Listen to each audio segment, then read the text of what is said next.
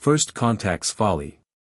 Grand Admiral Zeneval stood aboard the observation deck of the stellar Concordat's flagship, her iridescent scales reflecting the pale light of distant stars. Before her stretched the most impressive fleet the Concordat had assembled in 3 centuries, 200 warships representing the combined might of 17 spacefaring civilizations.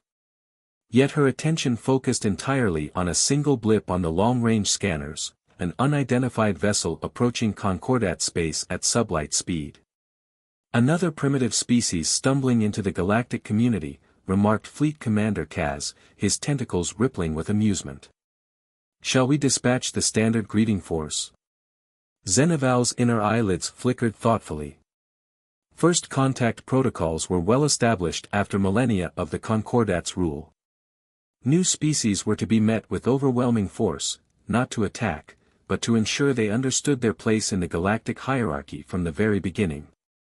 Curious, she mused, studying the readings. Their drive signature is unusual. Almost elegant in its simplicity. Primitive technology often appears simple, Admiral, Kaz responded. They're probably proud of achieving basic faster-than-light travel. Shall I prepare the welcoming fleet? The Admiral's scales shifted to a deeper blue of contemplation. Something about this contact felt different, but she couldn't quite identify why. Proceed, Commander. But I want detailed scans of everything they do. Something about their approach doesn't match our historical records of emerging species. Within hours, 30 Concordat warships, each nearly the size of a small moon, moved into position. Their crystalline hulls gleamed in the starlight, a deliberate display of the Concordat's technological superiority. The standard protocol was precise: overwhelm, intimidate, then graciously offer membership in the Concordat. Most species eagerly accepted protection after witnessing such power. The unknown vessel finally came into visual range. Commander Kaz actually laughed out loud, a burbling sound that rippled through his respiratory chambers. "Admiral, you must see this. They've sent a single ship. And it's tiny." Zeneval moved to the tactical display. The alien vessel was indeed small, perhaps 1,000th the size of a standard Concordat warship. Its design was streamlined, almost organic in appearance, with smooth curves instead of the angular efficiency preferred by Concordat engineers. "Life signs?" she inquired. "Minimal crew complement. Perhaps 50 beings. They're broadcasting on standard frequencies. Seems they've detected our electromagnetic communications somehow. Translators are processing now." The message that came through was surprising in its directness. "Greetings, Stellar Concordat. We are representatives of humanity, seeking peaceful diplomatic contact." "They know who we are," Zeneval noted, her scales flickering with interest. "Scan their information systems." "Already done, Admiral. They appear to be accessing our public galactic network. Primitive technology but, efficient use of it." Kaz paused. "They're requesting permission to approach and establish diplomatic relations." "Interesting. They show no fear despite our display of force. Either very brave or very foolish." The Admiral's scales shifted to the green of decision. "Let's proceed with standard protocol. Demand they submit to inspection and prepare to board their vessel." The human response was immediate: "We respectfully decline boarding but welcome your representatives aboard our vessel, the Terra Venture, for diplomatic discussions." Commander Kaz's tentacles writhed with indignation. Such presumption. They dare to dictate terms to the Concordat. But Zeneval raised a hand for silence, her scales now showing patterns of intense curiosity. No emerging species had ever refused boarding. The standard response was either immediate submission or futile resistance. This calm confidence was unprecedented. "Their vessel's design," she mused aloud. "Notice how the hull seems to absorb our scanning beams rather than reflect them. And these energy readings, they don't match any known configuration. Surely you don't suggest dash?" "I suggest nothing, Commander. I observe. And what I observe is a species that has somehow achieved interstellar travel with technology we don't fully understand. That alone warrants caution. The human ship maintained its position, neither advancing nor retreating. Its presence was almost serene against the backdrop of the massive Concordat fleet. The disparity in size should have been comical, but Zeneval felt an unfamiliar sensation creeping through her scales, uncertainty. "Admiral," Kez reported suddenly, "we're detecting energy fluctuations from their vessel. Nothing in our database matches the signature. Weapons? Unknown. The readings are elegant. Like their drive signature. Almost as if dash." He never finished the sentence. In that moment, space itself seemed to ripple around the human vessel. Where there had been empty void, dozens of similar ships simply appeared. No flash of hyperspace emergence, no distortion field, they were simply there, as if they had always been there. "Impossible," Kez whispered. "Our sensors would have detected." Would they? Zeneval's scales had shifted to the white of revelation. "Commander, I believe we may have made a significant error in our initial assessment. Open a channel to High Command. And prepare for the possibility that our standard first contact protocols may need revision." The human vessels moved with perfect synchronization, forming a pattern that seemed to dance between the much larger Concordat ships. Their previous message repeated, calm and unwavering, "We seek peaceful diplomatic contact. But we negotiate as equals, not subjects. The choice of how to proceed is yours." For the first time in her long career, Grand Admiral Zeneval felt something she had never expected to experience during a first contact, respect tinged with just a hint of fear. Whatever humanity was, they were definitely not primitive. The game had changed. The only question was whether the Concordat could adapt quickly enough to play by the new rules. The silent strategy. The crystalline chambers of the Concordat's emergency council blazed with agitated light as 17 species argued about the human situation. Grand Admiral Zeneval stood silently, watching the chaos unfold around her.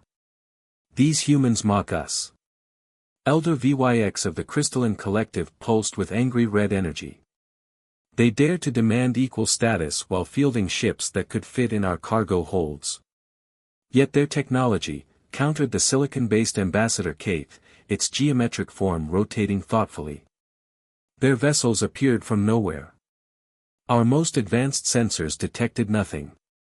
Zeneval's scales shifted to deep purple, the color of crucial insight. "Perhaps that's exactly what we should be discussing. Not what we saw, but what we didn't see." The chamber fell silent.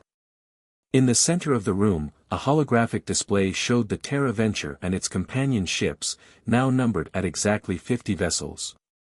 They maintained a perfect formation despite their small size, moving with a precision that seemed almost organic. "Observation," came the monotone voice of the machine consensus representative. "Human vessels exhibit no standard drive signatures. No waste heat. No radiation patterns. Query, how? More importantly," Zeneval added, "why reveal themselves now? They clearly possessed the capability to approach undetected. Yet they chose to make their presence known." The council chamber's crystalline walls reflected the unease rippling through the gathered representatives. A species capable of completely masking its presence from Concordat technology was unprecedented. More disturbing was the implication that they had chosen to be seen. Commander Kaz, monitoring the human fleet, interrupted with a priority communication. "Admiral, the humans are requesting permission to demonstrate something. They say it's a gesture of good faith." "Specify," Zeneval commanded. "They wish to show us, in their words, a small example of human engineering philosophy. They've designated a clear zone between our fleets for this demonstration." The Admiral's scales rippled with decision patterns. "Grant permission. But maintain full combat readiness." On the holographic display, a single human vessel moved into the designated area. What happened next caused even the machine consensus to emit signals of surprise. The ship began to change. Its smooth hull flowed like liquid metal, sections unfolding and reforming. Where there had been one small vessel, 3 now hovered. Impossible, Elder VYX pulsed. Matter cannot be created. It wasn't created, Zeneval interrupted, her scales now showing the white patterns of revelation. Look closer. The mass readings are distributed. They didn't create new ships, they uncloaked them. The original vessel was 3 ships, perfectly merged. The demonstration continued. Each of the 3 ships now shifted again, their hulls rippling with patterns that seemed to bend light itself. They moved in perfect synchronization, executing maneuvers that should have torn apart ships of any size. Analysis, the machine consensus droned. Human vessels appear to utilize programmable matter technology integrated at a quantum level. Theoretical possibility, 0.0001%. Observed reality, 100%. Ambassador Kate's geometric form pulsed with agitation. The energy requirements for such technology would be minimal, came a new voice. On the council's main screen appeared a human face, calm, composed, with eyes that seemed to hold ancient wisdom. Captain Sarah Chen of the Terra Venture. My apologies for interrupting, but I noticed some confusion about our technology. The council erupted in protests at this breach of security, but Zeneval raised a hand for silence. Explain, she commanded. Gladly. You see, while the Concordat focused on mastering energy manipulation, humanity took a different path. We learned to listen to the quantum whispers of reality itself. Our ships don't fight against physics, they dance with it. The captain's words were accompanied by another demonstration. The 3 ships merged back into one, the process looking as natural as water droplets flowing together. What you see as primitive simplicity is actually the result of understanding that the most elegant solution is often the quietest one. Elder VYX pulsed angrily. You dare to lecture the Concordat about technology? Our civilization spans 17 species and 50,000 years. And that, Chen replied with a gentle smile, is precisely why we chose to reveal ourselves now. The Concordat has grown so accustomed to its own power that it has forgotten how to recognize true advancement. You see our ships as small because you measure advancement by size. We see them as perfect because we measure it by harmony. The chamber fell silent again as the implications sank in. Zeneval's scales shifted through patterns never before seen in Concordat history, the colors of a paradigm shattering. How many, she asked finally. Admiral? How many of your ships are actually out there, watching us right now? Captain Chen's smile widened slightly. Now that, Admiral, is the right question. Would you like us to show you? The tension in the council chamber crystallized into something approaching pure fear. They had thought themselves the teachers, coming to guide another primitive species into the galactic community. Instead, they were about to become students of something far beyond their understanding. Humanity was about to teach the Concordat that true power lies not in the ability to dominate space, but in the wisdom to dance with it. Breaking point. On the bridge of his dreadnought, High Commander Xerxes of the Concordat's First Strike Fleet felt something he hadn't experienced in 3 centuries of service, doubt. Before him, the tactical display showed an impossible sight, the void between stars was dancing. Report, he demanded, his crystalline form vibrating with tension. Sir, his sensor officer's tentacles twisted in confusion, we're tracking, we don't know what we're tracking anymore. Where the small human fleet had been, space itself seemed to shimmer. Thousands of points of light appeared and disappeared, like stars blinking in and out of existence. Each point could have been a ship, a sensor ghost, or something else entirely. They're toying with us, Xerxes growled. The First Strike Fleet, pride of the Concordat, had been dispatched to contain the human situation. 300 capital ships, each carrying enough firepower to sterilize a planet. Yet now they floated in space, weapons armed but targets uncertain. New transmission from the human vessel Terra Venture, announced the communications officer. Captain Chen's image appeared on the main screen, still wearing that serene smile that had infuriated the Concordat Council. High Commander Xerxes, I presume. I must admit, bringing your entire fleet seems a bit excessive. You will stand down and submit to Concordat authority, Xerxes demanded, his crystalline form pulsing with enforced confidence. Your technological tricks are impressive, but they cannot match raw power. Interesting choice of words, Chen replied. Raw power.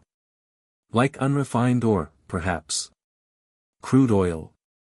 The Concordat has always favored the brute force approach. More energy, bigger ships, stronger weapons. But humanity learned long ago that refinement matters more than raw strength. As if to emphasize her point, the space around the human fleet rippled again. This time, the effect was different. The thousands of light points began moving in perfect synchronization, forming complex geometric patterns that seemed to fold through dimensions the Concordat sensors couldn't properly process. Sir, the sensor officer's voice cracked, energy readings they're everywhere and nowhere. It's like trying to measure the surface of an ocean during a storm. Enough games. Xerxes roared. First strike fleet, battle formations. Show these humans what real power looks like. The Concordat ships moved into their attack pattern, a maneuver practiced over centuries. Energy weapons charged, shields maximized, targeting systems locked onto every confirmed human position. Captain Chen's expression shifted from serene to something approaching pity. You still don't understand. We're not here to fight you, High Commander. We're here to teach you. The Concordat does not require lessons from Dash. His words cut off as alarms blared across every ship in his fleet. On the tactical displays, new readings appeared, energy signatures unlike anything in Concordat records. As we speak, Chen continued calmly, your ships are being enveloped in what we call a quantum sympathy field. Your weapons are still armed, your shields still powered. But I suggest you check your targeting systems. Xerxes turned to his weapons officer, who was staring at his console in disbelief. Sir, targets won't lock. It's like our weapons don't want to fire. Impossible. Override all safeties. Fire at will. Across the first strike fleet, weapons officers executed their commands. Energy beams lanced out into space, and curved away from their targets, bending like light around a gravitational lens. Quantum sympathy, Chen explained, as if giving a lecture. Your weapons still work perfectly. They're just choosing not to harm us. You see, High Commander, humanity didn't master space by learning to dominate it. We learned to ask nicely. The tactical display continued to show impossible readings. Human ships, if they were ships, moved through space like schools of fish through water, their formations fluid yet perfect. Every attempt by Concordat targeting systems to lock onto them failed, not through electronic warfare or defensive shields, but because space itself seemed to agree that they shouldn't be harmed. This is your final warning, Xerxes declared, his crystalline form now pulsing with desperate fury. Submit or be destroyed. No, High Commander, Chen's voice was gentle but firm. This is your final lesson. Observe. The quantum dance around the first strike fleet changed. Where before space had simply refused to cooperate with their weapons, now it began actively responding to the human ship's movements. Gravitational waves rippled through the void, invisible forces tugging at the massive Concordat vessels like ocean currents. Sir, the navigation officer called out in panic. We're being moved. The entire fleet is being realigned. Indeed, the first strike fleet found itself being gently but irresistibly repositioned. Massive ships, each capable of destroying worlds, were guided like leaves on a stream into a new formation. When the movement stopped, Xerxes realized with shock that the Concordat fleet had been arranged in a perfect mandala pattern, a work of art painted across space with warships as the medium. Now do you understand? Chen asked. Your ships are unharmed. Your weapons still function. We simply showed you that there are forces in this universe that cannot be dominated, only understood and cooperated with. Xerxes, his crystalline form vibrating with a mix of fear and awe, finally asked the question that should have been asked from the beginning, what are you? We are humanity, Chen replied. We are the species that learn to whisper to quantum fields, to dance with gravity, and to ask the universe for cooperation instead of demanding submission. And now, High Commander, shall we discuss peaceful diplomatic relations? As equals. The pride of the Concordat's military floated in space, arranged in a pattern of perfect geometric harmony, while its commander faced the humbling realization that everything his civilization had believed about power and progress had just been proven dramatically incomplete. Paradigm shift. The Grand Council chamber of the Concordat had never seen such chaos. Representatives from all 17 member species gathered in emergency session, their varied forms radiating waves of fear, confusion, and awe. At the center of the chamber, a holographic display showed the First Strike Fleet, the most powerful military force in known space, arranged in an intricate pattern that pulsed with an almost hypnotic beauty. Impossible, Elder VYX's crystalline form flickered with agitation. To manipulate ships of that mass with such precision. Not manipulation, corrected Grand Admiral Zeneval, her scales now a deep shade of understanding. Cooperation. The humans didn't force our ships to move. They convinced space itself to guide them. The machine consensus representative circuits pulsed with rapid calculations. Analysis indicates fundamental rewrite of known physics required. Query, how did we miss this? Because we weren't looking, came Captain Chen's voice as her hologram materialized in the chamber. This time, she wasn't alone. Beside her stood an elderly human male, his white hair and lined face suggesting great age, yet his eyes sparkled with vitality. Allow me to introduce Dr. James Harper, Chen said, director of the Human Quantum Harmony Institute. The old man smiled warmly. For centuries, your civilizations have treated space as an obstacle to be conquered, a void to be dominated. You built bigger ships, more powerful engines, stronger weapons, always pushing against the fundamental nature of reality itself. He gestured, and the holographic display shifted to show microscopic views of human technology. We took a different path.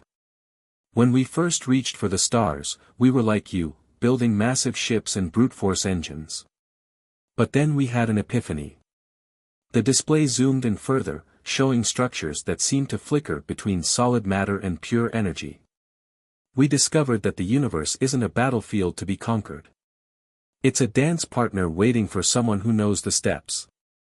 The machine consensus's lights flickered rapidly. Impossible. Quantum field manipulation requires enormous energy expenditure. Only if you try to force it, Harper replied. Think of it like swimming. You can thrash against the water, fighting it with all your strength, or you can learn to flow with it, letting it carry you effortlessly. Zeneval's scales shifted to show intense curiosity. Your ships, they're not really ships at all, are they? Very perceptive, Admiral, Chen smiled. They're more like suggestions. We suggest to spacetime that it might be interesting to allow matter and energy to flow in certain ways. And because we ask nicely, it usually agrees. The chamber erupted in overlapping questions and exclamations. Harper raised his hand, and somehow his gentle gesture commanded more attention than any shout. Let me show you something, he said. The holographic display changed again, showing a single human ship in incredible detail. As they watched, its structure seemed to flow like liquid crystal, each component shifting and changing in perfect harmony with its surroundings. Our vessels don't fight against quantum uncertainty, they embrace it. They don't shield against gravitational forces, they dance with them. Every particle of their structure exists in a state of quantum harmony with the fundamental forces of the universe. But the power requirements. Elder VYX began. Are minimal, Chen finished. Because we're not forcing anything. We're participating in the natural flow of cosmic forces. It's the difference between damming a river and building a sailboat. The machine consensus's processors whirred as it attempted to integrate this paradigm shift. Query, why reveal this now? Strategic advantage lost through disclosure. Harper's laugh was warm and genuine. Because that kind of thinking, the idea that knowledge is power to be hoarded rather than wisdom to be shared, is exactly what we're hoping to change. He gestured again, and the holographic display expanded to show the entire region of space around the Concordat fleet. Thousands of quantum distortions became visible, each one a human vessel that had been there all along, undetectable because they weren't fighting against reality enough to be noticed. We've been watching the Concordat for decades, Chen explained. Not in fear or aggression, but with hope. Your 17 species working together prove that cooperation is possible on a galactic scale. Now we're offering you the chance to take the next step. What step? Zeneval asked, her scales showing patterns of both anticipation and apprehension. To move beyond the age of domination into an era of harmony, Harper replied. To learn that the greatest power comes not from controlling the universe, but from dancing with it. The chamber fell silent as the implications sank in. The Concordat, proud and ancient, found itself faced with a choice: cling to its old understanding of power and progress, or embrace a completely new way of thinking about humanity's place in the cosmos. We offer you partnership, Chen said softly. Not submission, not dominance, but true collaboration. Together, we could teach the galaxy to dance. The silence stretched on as 17 species contemplated a future very different from anything they had imagined. Their massive ships, arranged in that perfect pattern, served as a constant reminder that everything they thought they knew about power and technology had just been transformed. Legacy of the Small. 1 year after first contact with humanity, the Galactic Concordat was unrecognizable.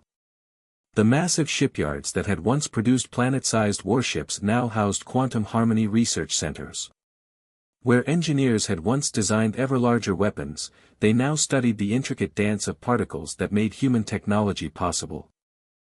Grand Admiral Zeneval, now serving as the first Concordat human liaison, stood aboard the observation deck of a new type of vessel, a joint project that represented everything they had learned. The ship was small by Concordat standards, barely a tenth the size of their traditional warships, but its capabilities defied old understanding. Beautiful, isn't it? Dr. Harper appeared beside her, his aged face serene as he watched the ship's quantum field ripple like aurora across space. Your engineers did something we never expected, they found a way to merge Concordat crystal technology with our quantum harmony principles. Zeneval's scales shifted through patterns of pride and wonder. The younger races call it magic, she said. The way it moves, the way it interacts with space itself. They say we've created something impossible. Ah, but that's the greatest lesson humanity learned during our own development, Harper smiled. The impossible is often simply the harmony we haven't yet learned to hear. The demonstration vessel, named Concordia, moved through space like a living thing. Its crystalline hull pulsed with internal light, each facet working in perfect quantum synchronization with the others. As they watched, it executed a series of maneuvers that would have torn any traditional ship apart. The machine consensus estimates that more scientific progress has been made in the past year than in the previous millennium, Zeneval noted. All because we learned to stop fighting against the universe and started listening to it. Speaking of listening, Harper's eyes twinkled, I believe we're about to have company. Right on cue, space rippled in a now familiar pattern. A delegation of ships appeared, representatives from species that had long avoided contact with the Concordat, drawn by rumors of the changes taking place. They used to fear us, Zeneval mused, watching the newcomers approach. Now they seek us out, not because of our power, but because of our wisdom. That's the real legacy of what happened here, Harper nodded. Not the technology, not the ships, but the fundamental shift in how we all think about our place in the cosmos. The observation deck's displays showed activity across Concordat space. The massive old warships, once symbols of domination, were being transformed. Some became research vessels, others diplomatic platforms, all incorporating the principles of quantum harmony that humanity had shared. There are still those who resist, Zeneval admitted, her scales showing concern. Some say we've weakened ourselves by abandoning the old ways. Harper laughed softly. Show them the training exercise from yesterday. With a gesture, he brought up footage of a recent demonstration. A single Concordia-class vessel, faced with an entire fleet of traditional warships, had simply danced. Every weapon fired had missed, every attempt to trap or corner it had failed. Not through superior firepower or stronger shields, but through perfect harmony with the forces of space itself. Strength through harmony, Harper quoted. A lesson humanity learned through centuries of warfare and conflict. We had to understand violence to recognize the value of peace, had to master force to appreciate the power of gentleness. Below them, the shipyard's quantum fabricators hummed as they worked on the next generation of vessels. Each one would be smaller than the last, more elegant, more in tune with the fundamental forces of reality. The younger races ask why we build smaller ships now, Zeneval said. They expect each new generation to be larger, more powerful. And what do you tell them? I tell them what you taught us, that true power lies not in dominating space, but in becoming one with it. That the smallest dancer can move mountains if they know the right steps. Harper nodded approvingly. You've learned well. But the greatest test is still to come. As if on cue, the long-range sensors detected something new, signals from beyond the galaxy's edge. Something vast and ancient was stirring, drawn perhaps by the changes taking place in Concordat space. Are we ready? Zeneval asked, her scales showing complex patterns of anticipation and concern. Together? Harper smiled. I believe we're ready for anything. After all, we've learned the most important lesson of all, it's not the size of the ship that matters, but the harmony it brings to the dance. Around them, the combined fleet of human and Concordat vessels moved in perfect synchronization, each one a testament to the truth that had transformed a civilization. Sometimes the smallest things can teach the greatest lessons, and the quietest voice can carry the most profound wisdom. The stars seemed to shimmer in agreement, as if the universe itself was pleased to see its children finally learning to dance.